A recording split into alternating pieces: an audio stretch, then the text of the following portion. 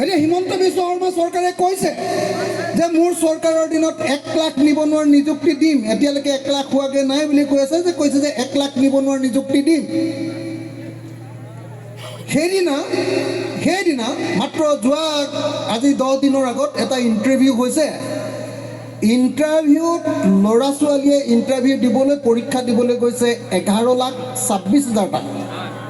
11,26,000টাই পৰীক্ষা দিবলৈ গৈছে।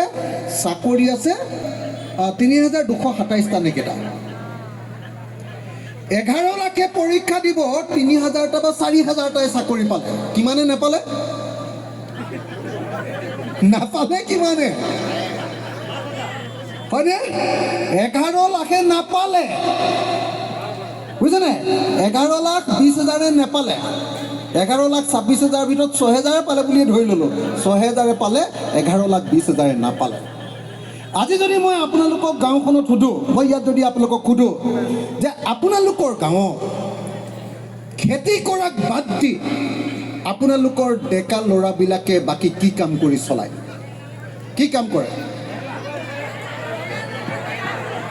খেতি কৰাক বাদ দি অসমৰ গাঁৱৰ যিকোনো এখন গাঁও, উজনি হওক নামনি হওক, হিন্দু হওক মুছলমান হওক, এখন গাঁৱত যদি আপুনি সোধে যে আপোনালোকৰ গাঁৱৰ ডেকা ল'ৰাবিলাকে কি কৰি চলে, মেইন ইনকাম কি খেতি কৰাক বাদ দি? কি? দুটা ইনকাম।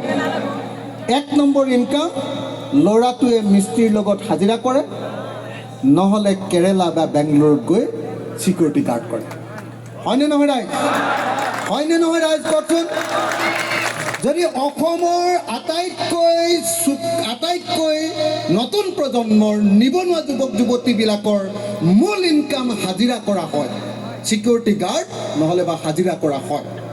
চিকিউৰিটি গাৰ্ড মানেতো আপোনালোকে সকলোৱে জানে, বেলেগৰ দোকান এখন আছে, তাৰ আগফালে থিয় হৈ থাকি চাহাববিলাক আহিলে এনেকৈ চেলুট দিব লাগে, হয়নে?